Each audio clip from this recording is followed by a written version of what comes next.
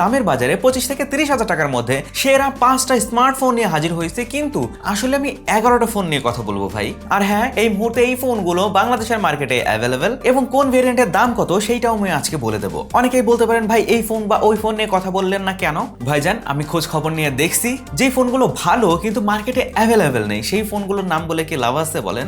আর আজকে টপ 5 মূলত বানানো হয়েছে ভ্যালু ফর মানি ডিভাইস নিয়ে, মানে সব দিক দিয়ে ব্যালেন্স হইতে হবে, মানে সব দিক দিয়ে সেরা হইতে হবে। কিন্তু আমাদের মধ্যে অনেকেই আছে যারা হচ্ছে একটু স্বার্থপর টাইপের, যে আমার ক্যামেরা প্রয়োজন, মানে ক্যামেরা একটু ভালো হলেই সেইটাই আমার জন্য সেরা ফোন। তাদের কথা মাথায় রেখেই আরো 6টা ফোন নিয়ে কথা বলবো ইনশাআল্লাহ। মূলত বাজেট রেঞ্জ তো 25 থেকে 30,000 টাকার মধ্যে, কিন্তু মাত্র 500 থেকে 1,000 টাকা বেশি দিয়ে এই লিস্টে থেকেও কিন্তু একটু ভালো মানের স্মার্টফোন পাওয়া যাচ্ছে, সেইগুলোর নামও বলে দেবো। দাম হচ্ছে দোকান, চাইনিজ, ইন্ডিয়ান ভেরিয়েন্ট, এই সবকিছু মিলে একটু কম বেশি হইতে পারে। আমাদের 5 নম্বরে যে ফোনটি রয়েছে সেটা হচ্ছে Redmi Note 15 5G 8/128GB variant, কিন্তু এটা হচ্ছে ইন্ডিয়ান ভেরিয়েন্ট। বাজারে এই মুহূর্তে এই ফোনটার দাম প্রায় 28,500 টাকা। UFS 2.2 LPDDR4X র্যাম রয়েছে।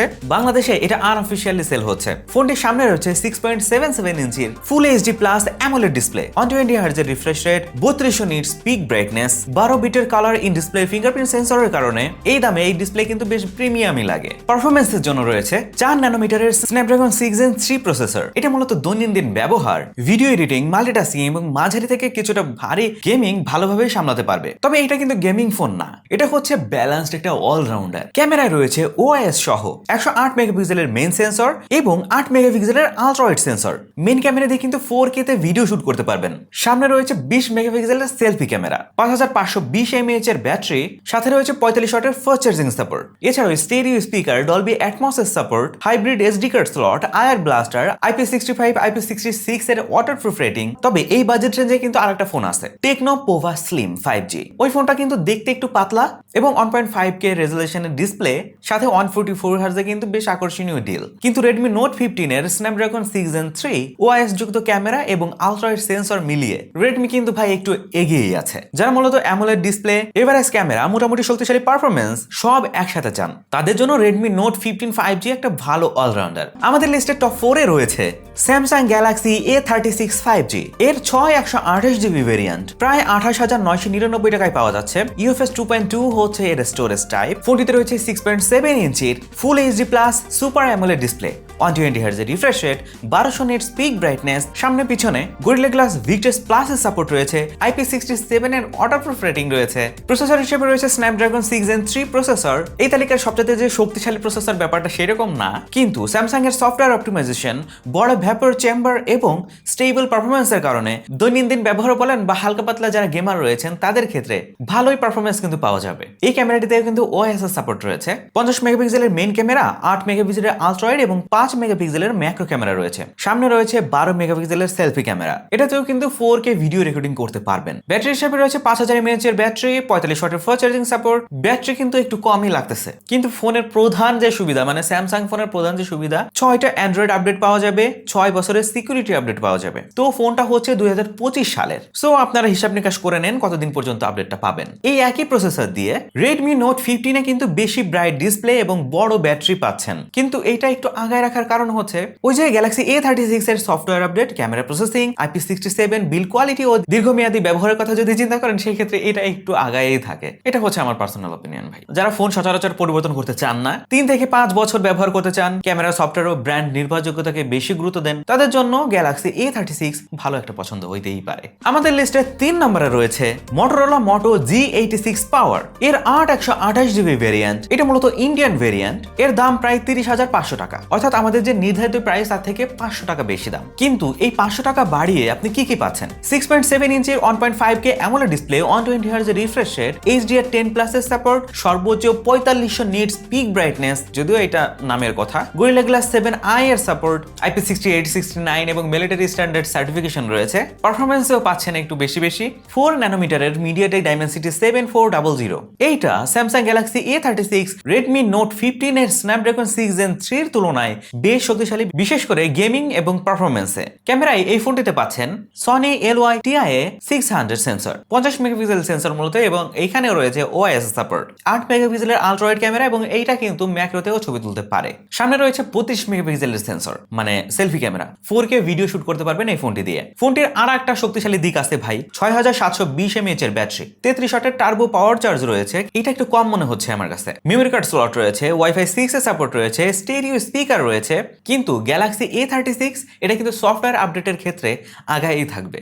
কিন্তু মোটো G86 পাওয়ার, শক্তিশালী প্রসেসর, শার্প ডিসপ্লে, বড় ব্যাটারি, ভালো সেলফি ক্যামেরা এবং রাগেড প্রোটেকশন হওয়ার কারণে এটা কিন্তু ভ্যালু ফর মানি মনে হচ্ছে আমার কাছে। তবে মোটরোলা ইন্ডিয়া এই মডেলের জন্য মাত্র একটি বড় OS আপগ্রেড এবং 3 বছরের সিকিউরিটি মেইনটেনেন্স উল্লেখ করেছে, তাই দীর্ঘমেয়াদী যাদের সফটওয়্যার সাপোর্ট লাগবে তাদের জন্য কিন্তু স্যামসাং এর ওইটা বেশি নিরাপদ। বাজেট যদি 500 টাকা বাড়ানো সম্ভব হয় 30,000 থেকে, সেই ক্ষেত্রে ডিসপ্লে, ক্যামেরা, ব্যাটারি, পারফরমেন্স এবং শক্তিশালী সমন্বয় যদি চান, মোটরোলা G86 পাওয়ার আপনি কিন্তু বিবেচনা করতেই পারেন। আমাদের তালিকার 2 নম্বরে রয়েছে Realme P4 Pro 5G।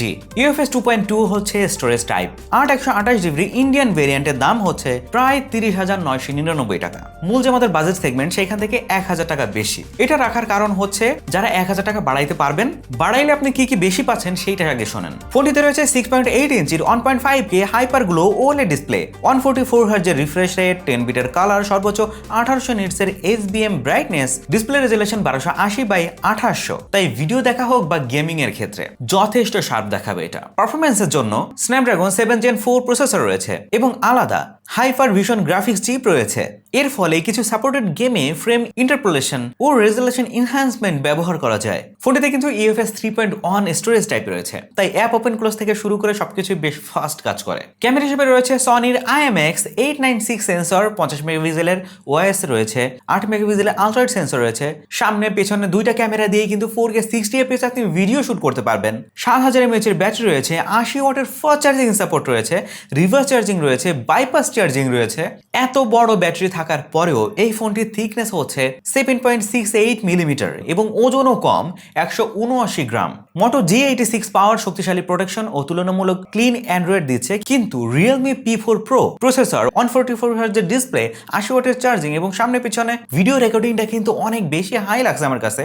So যারা গেমিং, ক্যামেরা, ডিসপ্লে, ব্যাটারি সবকিছুতে শক্তিশালী একটা ফোন চান এবং বাজেট প্রায় 1000 টাকা বাড়াইতে পারবেন, তাদের জন্য Realme P4 Pro মানে অসাধারণ একটা পছন্দ হইতেই পারে। আমাদের লিস্টের 1 নম্বরে রয়েছে OnePlus Nord CE5, 8/128GB Indian ভেরিয়েন্টের দাম প্রায় 26,500 টাকা। দামের তুলনায় এর পারফরমেন্স অন্যান্য যে ফোনের কথা বললাম সেইগুলোকেও বিট করতে পারে। কিন্তু ফোনটিতে রয়েছে Dimensity 8350 Apex প্রসেসর, LPDDR5X এর RAM, UFS 3.1 স্টোরেজ টাইপ। এই তালিকার মধ্যে সবচাইতে র প্রসেসিং পাওয়ার এবং গেমিং পারফরমেন্সের দিক থেকে এটা খুবই শক্তিশালী একটা ফোন ভাই। সামনে রয়েছে 6.77 ইঞ্চির full HD plus AMOLED display, 120 hertz refresh rate, 10 bit colour, HDR10+ এর সাপোর্ট, 1300 নিটস SBM ব্রাইটনেস। এখানে Realme P4 Pro Moto G86 power, এর ডিসপ্লে শার্প হইতে পারে, কিন্তু Nord CE5 এর ডিসপ্লেও কিন্তু যথেষ্ট ভালো, কম কিন্তু না ভাই। ক্যামেরা হিসেবে এই ফোনটিতে রয়েছে Sony LYT600 সেন্সরের 50 মেগাপিক্সেলের সেন্সর, যেখানে OIS সাপোর্ট রয়েছে, 8 মেগাপিক্সেলের আলট্রা ওয়াইড সেন্সর রয়েছে, সামনে রয়েছে 16 মেগাপিক্সেলের সেলফি ক্যামেরা। সামনে এবং পেছনে দুইটা সেন্সর দিয়েই কিন্তু আপনি 4K 60fps পর্যন্ত শুট করতে পারবেন। ইন্ডিয়ান ভেরিয়েন্টে রয়েছে 7100 mAh এর ব্যাটারি এবং 80 ওয়াটের সুপার ভোগ চার্জিং। মেমোরি কার্ডের সাপোর্ট রয়েছে, ওয়াইফাই 6 এর সাপোর্ট রয়েছে, IR ব্লাস্টার রয়েছে, ইন ডিসপ্লে ফিঙ্গারপ্রিন্ট সেন্সর রয়েছে। 4টি অ্যান্ড্রয়েড ভার্সন আপগ্রেড এবং 6 বছরের সিকিউরিটি আপডেটের কথা জানিয়েছে। তবে এই ফোনটিতে কিন্তু স্টেরিও স্পিকার নেই, একটি মাত্র বটম ফায়ারিং স্পিকার ইউজ করা হয়েছে। Realme P4 Pro এর ডিসপ্লে, সেলফি ক্যামেরা, স্পিকার ভালো, কিন্তু সেটির দাম Nord CE5 এর চেয়ে প্রায় 4500 টাকা বেশি। Nord CE5 কম দামেও আরো শক্তিশালী প্রসেসর, প্রায় একই 80 ওয়াটের চার্জিং এবং দীর্ঘদিনের সফটওয়্যার সাপোর্টই কিন্তু দিচ্ছে। তাই price to performance, gaming, battery, charging, দীর্ঘমেয়াদী ব্যবহারের জন্য OnePlus Nord CE5 কিন্তু এই বাজেটের সবচেয়ে ভ্যালু ফর মানি ডিভাইস মনে হয়েছে আমার কাছে। এবার আসি ভালো ফোন কিন্তু টপ 5 এ জায়গা পাই নাই ওই 19-20 পার্থক্যর কারণে।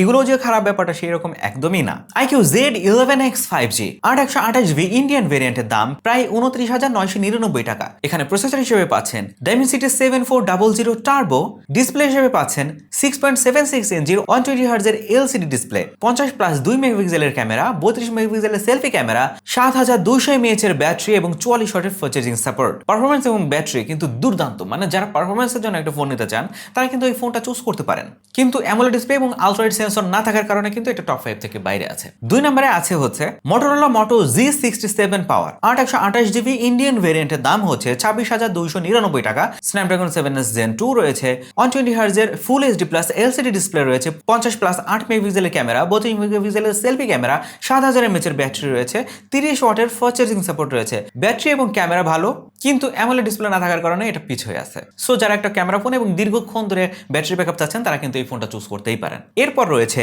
IQ Z10X 5G 828GB চাইনা ভেরিয়েন্টের দাম হচ্ছে 25,500 টাকা। ইন্ডিয়ান ভেরিয়েন্টের দাম একটু বেশি 27,500 টাকা। Dimensity 7300 প্রসেসর রয়েছে, 120 হার্জের এলসিডি ডিসপ্লে রয়েছে, 50 মেগাপিক্সেলের মেইন সেন্সর রয়েছে, 6500 mAh এর ব্যাটারি রয়েছে, 44 ওয়াটের ফাস্ট চার্জিং সাপোর্ট রয়েছে। কম দামে যারা ভালো গেমিং ফোন খুঁজতেছিলেন কিন্তু ক্যামেরা এবং ডিসপ্লে তুলনামূলকভাবে একটু সাধারণ লাগতেছে আমার কাছে, তো এই কারণে টপ 5 এর বাইরে আছে। সো যারা কম দামে গেমিং ফোন খুঁজতেছিলেন তারা কিন্তু এই ফোনটা দেখতে পারেন। এরপর রয়েছে techno Pova slim 5G official ফোনটা, আর 256GB ভেরিয়েন্ট 29,999 টাকায় পাচ্ছেন। Dimensity 6400 প্রসেসর রয়েছে, 1.5K রেজোলিউশনের 144 হার্জের অ্যামোলেড ডিসপ্লে রয়েছে, 50+2 মেগাপিক্সেলের ক্যামেরা রয়েছে, 5160 mAh এর ব্যাটারি রয়েছে, 45 ওয়াটের ফাস্ট চার্জিং রয়েছে। ডিজাইন ডিসপ্লে খুবই সুন্দর, কিন্তু 30,000 টাকা বাজেট রেঞ্জ যদি ধরি এর প্রসেসর কিন্তু অনেক দুর্বল লাগছে আমার কাছে। সো এই কারণে হচ্ছে টপ 5 থেকে এর বাইরে আছে। সো যারা ডিসপ্লে এবং ডিজাইনকে বেশি প্রায়োরিটি দেন তারা কিন্তু এই ফোনটা দেখতেই পারেন। এরপর রয়েছে Infinix hot 60 Pro Plus 828GB ভেরিয়েন্টের দাম প্রায় 25,200 টাকা, আর 256GB ভেরিয়েন্টের দাম 27,500 টাকা। হিলিও Z200 প্রসেসর রয়েছে, 1.5K 144 হার্জের অ্যামোলেড ডিসপ্লে রয়েছে, 50 মেগাপিক্সেলের মেইন ক্যামেরা রয়েছে, 5160 mAh এর ব্যাটারি রয়েছে, 45 ওয়াটের ফাস্ট চার্জিং সাপোর্ট রয়েছে। ডিসপ্লে ডিজাইন বেশ ভালো, কিন্তু এই ফোনটা হচ্ছে 4G ফোন, এই জন্য হচ্ছে টপ 5 থেকে বাইরে আছে। লাস্টে যে ফোনটা রয়েছে সেইটা হচ্ছে Redmi Note 14 অফিসিয়াল ভেরিয়েন্ট, 628GBর দাম প্রায় 25,199 টাকা, আর 256GBর দাম 27,999 টাকা। এই দামে আপনি পাচ্ছেন Helio Z99 আলট্রা প্রসেসর, 120 হার্জের রিফ্রেশ রেট অ্যামোলেড ডিসপ্লে, 108 মেগাপিক্সেলের ক্যামেরা, 5500 mAh এর ব্যাটারি, 33 ওয়াটের ফাস্ট চার্জিং সাপোর্ট রয়েছে। অফিসিয়াল ফোন হিসেবে ভালো, কিন্তু এই একই দামে আরো শক্তিশালী 5G ফোন কিন্তু পেয়ে যাচ্ছেন। এই 11টা ফোনের মধ্যে আপনার পছন্দের ফোন কোনটা সেটা কিন্তু আপনি কমেন্টে জানাতে পারেন। ভিডিওটা ভালো লাগলে অবশ্যই সাবস্ক্রাইব করে রাখেন, অনেক কষ্ট করে অ্যানালাইসিস করে ভিডিওটা বানানো লাগছে ভাই আপনাদের জন্য। আজকের মতো এই পর্যন্তই, দেখা হচ্ছে পরবর্তী ভিডিওতে। আল্লাহ হাফেজ।